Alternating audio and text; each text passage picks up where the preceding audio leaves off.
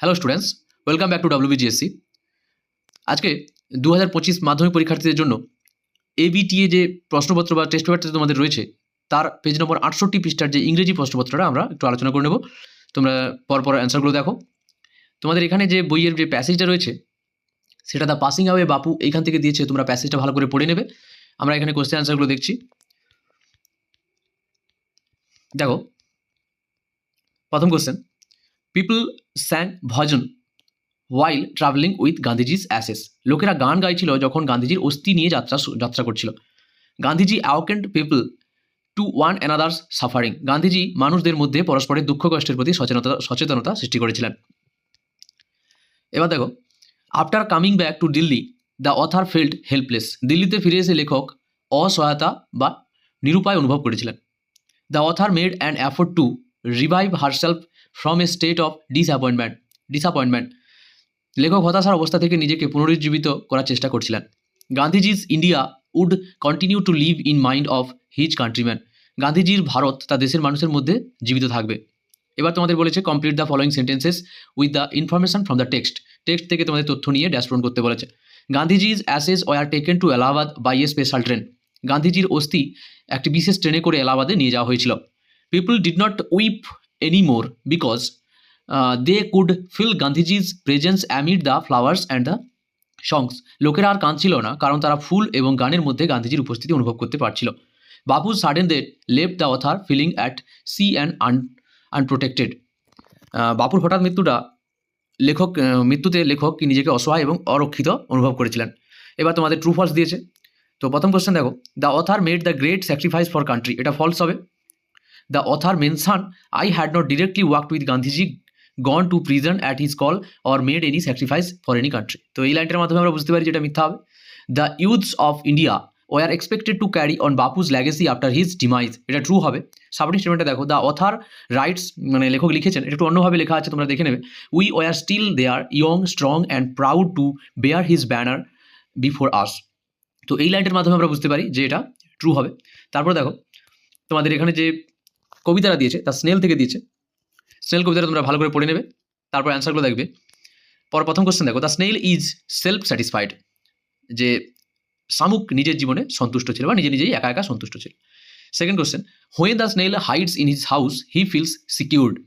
The poem শামুক তার বাড়িতে যখন লুকিয়ে পড়ে তখন সে নিজেকে নিরাপদ অনুভব করে। The snail and his house are inseparable. যে তার যে বাড়িটা এবং শামুকটা তাকে আলাদা করা যায় না। The snail Leeds his life like a hermit. শামুক তার জীবনটা একা একা একটা নির্জন সন্ন্যাসীর মতন কাটায়। এবার তোমাদের দুটো কোশ্চেন দিয়েছে এখানে, 2 নম্বর করে 4 নম্বর। How does the snail react when someone touches its horn. কীভাবে স্নেল প্রতিক্রিয়া জানায় বা শামুক প্রতিক্রিয়া জানায় যখন এটার সুরকে স্পর্শ কেউ করে। When someone touches the snail horns it shrinks into its house with much displeasure. This shows that the snail is sensitive and quickly retreats into its shell for protection. যখন কেউ শামুকের সিঙে স্পর্শ করে তখন সে বেশ বিরক্ত হয়ে তার বাড়ির মধ্যে ঢুকে যায়। When does the snail feed ফাস্টার। কখন স্নেল খুব দ্রুত খাওয়া শুরু করে বা খেতে থাকে। The snail feeds ফাস্টার when it meets another snail. যখন সে আরেকটা শামুকের সঙ্গে সাক্ষাৎ করে বা দেখা করে। The poem suggest that if the snail meet one it feeds more quickly indicating its solitary and self sufficient nature. সে দ্রুত খাবার খায় যখন সে অন্য একটা স্নেলের সঙ্গে বা অন্য একটা শামুকের সঙ্গে সাক্ষাৎ করে। এবার দেখো আনসিনটা দিয়েছে। আনসিনটা এখানে অনেক বড় আছে, দেখো আমরা লাইন বাই লাইন পড়িয়ে দিচ্ছি, তোমরা ভালো করে আনসিনটা আগে দেখো, তারপর অ্যান্সারগুলো করতে যাও, নাহলে কিছু বুঝতে পারবে না। ঠিক আছে, দেখো এটা একটা মহাকাশ গবেষণা নিয়ে দিয়েছে। প্রথম দেখো, the Gaganyaan mission aims to send 3 astronauts to an orbit of 400 কিমি and bring them back after 3 days। গগনযান মিশনের উদ্দেশ্য 3 জন মহাকাশচারীকে 400 কিমি উচ্চতায় কক্ষপথে পাঠানো এবং 3 দিন পরে আবার ফিরিয়ে আনা। India space agency ISRO has been carrying out A number of test to prepare for the flight. ভারতের মহাকাশ সংস্থা ইসরো যাত্রার জন্য প্রস্তুতি নিতে বেশ কিছু পরীক্ষা চালনা করছে। In October A key test demonstrated that the crew would safely escape the rocket in case if malfunctioned। October মাসে একটি গুরুত্বপূর্ণ পরীক্ষা প্রদর্শন করছে যে ক্রু রকেটটি যদি ত্রুটিপূর্ণ হয় তবে তারা নিরাপদে রকেট থেকে পালাতে পারবে। After it success ISRO said, এর সফলতার পর ইসরো বলেছে, a test flight would take a robot into the space in 2024। 2024 সালে একটা রোবট মহাকাশে পাঠানো হবে ফ্লাইটে করে, before astronauts are sent into space in 2025। 2025 সালে মহাকাশচারীদের পাঠানোর আগে। At a function at the ISRO centre in the southern city of Thiruvananthapuram, formerly Trivandrum, on Tuesday. মঙ্গলবার দক্ষিণ ভারতের তিরুবনন্তপুরম, পূর্বে ত্রিবেন্দ্রম ইসরোর কেন্দ্রীয় অনুষ্ঠানে the 4 astronaut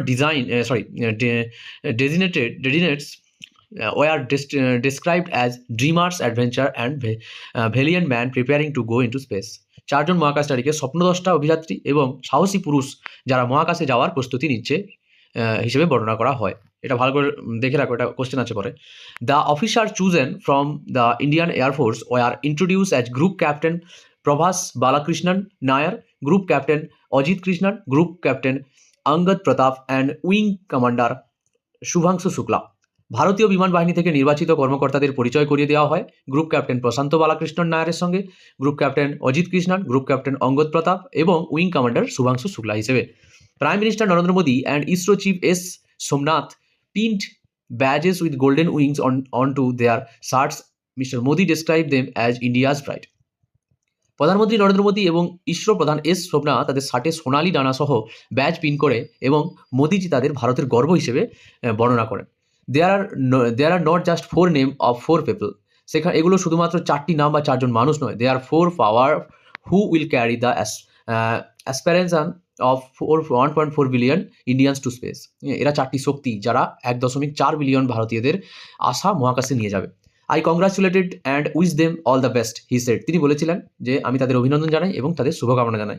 official said the man were selected a pool of air force pilot and had undergone extensive physical and psychological test before being shortlisted.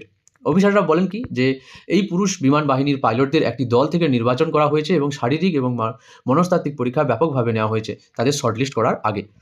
They have underground rigorous training after 13 months in Russia and are now carrying on with their grueling schedule back home. তারা Russia 13 মাসের কঠোর পরিশ্রম প্রশিক্ষণ শেষ করেছে এবং এখন দেশে তাদের কঠিন সময়সূচি অনুসরণ করছে। A video screened at the event showed them working out in the gym, swimming and doing yoga. অনুষ্ঠানে স্ক্রিন করা একটা ভিডিওতে তাদের জিম করা, সাঁতার কাটানো, যোগব্যায়াম করতে দেখা যায়। On Tuesday, ISRO also showed glimpse of Bomitra Sanskrit word for space friend, the female humanoid that will be sent into space later this year. মঙ্গলবার ইসরো ব্রহ্মস্পতি, সংস্কৃত শব্দ যার মানে মহাকাশ বন্ধু নামক মহিলা রোবট যা পরবর্তী বছর মহাকাশে পাঠানো হবে তারও একটি ঝলক দেখায়।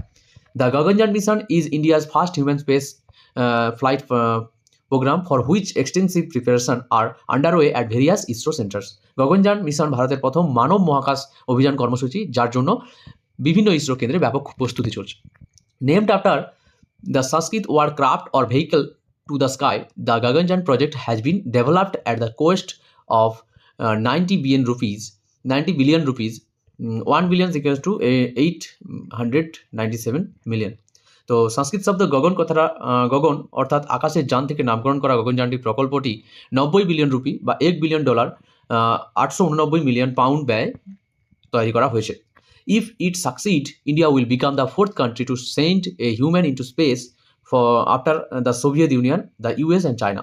এটি সফল যদি হয় তবে ভারত হবে চতুর্থ দেশ যা সোভিয়েত ইউনিয়ন এবং মার্কিন যুক্তরাষ্ট্র আর চীনের পরে মহাকাশে পাঠানো মানব হবে। এটা কোথা থেকে নেওয়া হয়েছে? এটা 2024 সালের 23শে ফেব্রুয়ারি একটি প্রবন্ধ থেকে গ্রহণ করা হয়েছে। এবারে আমরা কোশ্চেন আনসারগুলো দেখব। পরপর দেখো প্রশ্ন উত্তরগুলো। প্রথম question, the number of astronaut to be send in space are 3। যে the Gaganyaan mission aim to send 3 astronaut into the space. মহাকাশে 3 জন মহাকাশচারীকে পাঠানো হবে। ইসরো ডিমনস্ট্রেটেড এ key test in the mouth of October. ISRO কি করেছিল যে একটি গুরুত্বপূর্ণ পরীক্ষা অক্টোবর মাসের শুরুর দিকে পরিচালনা করেছিল। In 2024 a test flight would take into space a robot. 2024 সালে একটি রোবট মহাকাশে পাঠানো হবে পরীক্ষামূলক ফ্লাইটের অংশ হিসেবে। The chosen astronaut belongs to air force. যে যাদেরকে নির্বাচন করা হয়েছে তারা ভারতীয় বিমান বাহিনীর সদস্য। The estimate cost of Gaganyaan is 1 billion rupees. যে গগনযানের প্রকল্পের আনুমানিক খরচ 90 বিলিয়ন রুপি বা $1 billion.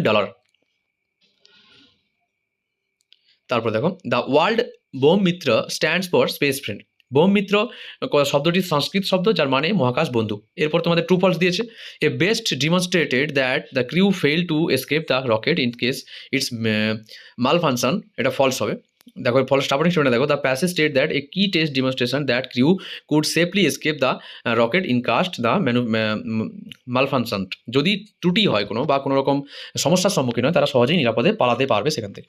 The astronaut have undergone strict training in Russia before India sent to them space, এটা ট্রু হবে। সাপোর্ট স্টেটমেন্টটা দেখো, the they have undergone rigorous training for 13 months in Russia are now carrying on their with their gruelling schedule back home. তারা Russia কী করেছে, 13 মাস কঠোর পরিশ্রম করেছিল বা কঠোর প্রশিক্ষণ নিয়েছে, এখন তারা দেশে কঠোর সময়সূচি অনুসরণ করছে। No country has ever sent a human space into space before India, এটা ফলস হবে, কারণ আমরা এখনই দেখলাম যে ভারত 4 নম্বর দেশ, ঠিক আছে। এর আগে কারা কারা পাঠিয়েছিল, সোভিয়েত ইউনিয়ন, ইউএস, চায়না। তারপর দেখো এবার তোমাদের বলছে অ্যান্সার দ্য ফলোয়িং কোশ্চেন্স। তো প্রথম কোশ্চেন দেখো, the what are the aims of Gaganyaan mission. Gaganyaan মিশনের লক্ষ্যটা কী ছিল? The aim of Gaganyaan mission is to send 3 astronaut to an orbit of 400 কিমি and bring them back after 3 days। যে গগনযান মিশনের উদ্দেশ্য হলো 3 জন মহাকাশচারীকে 400 কিলোমিটার কক্ষপথে পাঠানো এবং 3 দিন পরে আবার ফিরিয়ে আনা। Name the astronaut designated for the mission. The astronaut designated for the mission are Group Captain Prashant Balakrishnan Nair, Group Captain Ajit Krishnan, Group Captain Angad Pratap and Wing Commander Shubhanshu Shukla. Gaganyaan মিশনের জন্য নির্বাচিত মহাকাশচারীরা হলেন group captain Prashanth Balakrishnan Nair, group captain Ajit Krishnan, group captain Angad Pratap এবং wing commander Shubhanshu Shukla. তো astronaut 3 জন, আর একজন wing captain, মানে সে প্লেনটা উড়িয়ে নিয়ে যাবে, যে রকেটটা যে উড়িয়ে নিয়ে যাবে সে স্পেসে থাকবে না, ঠিক আছে। তারপরে দেখো, what did the prime minister opine about astronaut. The prime minister describe the astronaut as India's pride and said they would carry the aspiration of 1.4 billion Indian to space. প্রধানমন্ত্রী মহাকাশচারীদের ভারতের গর্ব হিসেবে বর্ণনা করেছেন এবং বলেছেন যে তারা 1.4 বিলিয়ন ভারতীয়দের আশা মহাকাশে নিয়ে যাবে। How are the astronauts being shortlisted for the mission. কীভাবে অ্যাস্ট্রোনটদেরকে শর্টলিস্ট করা হয়েছিল বা বাছা হয়েছিল? The astronauts were selected from a pool of air force pilot and underwent extensive physical and psychological test before being shortlisted. যে মহাকাশচারীদের ভারতীয় বিমান বাহিনীর পাইলট হিসেবে মধ্যে নির্বাচিত করা হয়েছিল এবং শারীরিক ও মনস্তাত্ত্বিক পরীক্ষা নেওয়ার পরে। তারপর দেখো এবার গ্রামার অ্যান্ড ভোকাবুলারিগুলো আছে। গ্রামার অ্যান্ড ভোকাবুলারিতে প্রথমে তোমাদের কী দিয়েছে, প্রথমে তোমাদের অল্টারনেটিভ মানে সঠিক অল্টারনেটিভ থেকে বেছে লিখতে হবে। দেখো উই হোল্ড আওয়ার, এখানে হোল্ড হবে, we hold our own culture in contempting until it is praised. তো ইট ইজ থাকলে এখানে প্রেইজড কথাটা করতে হবে।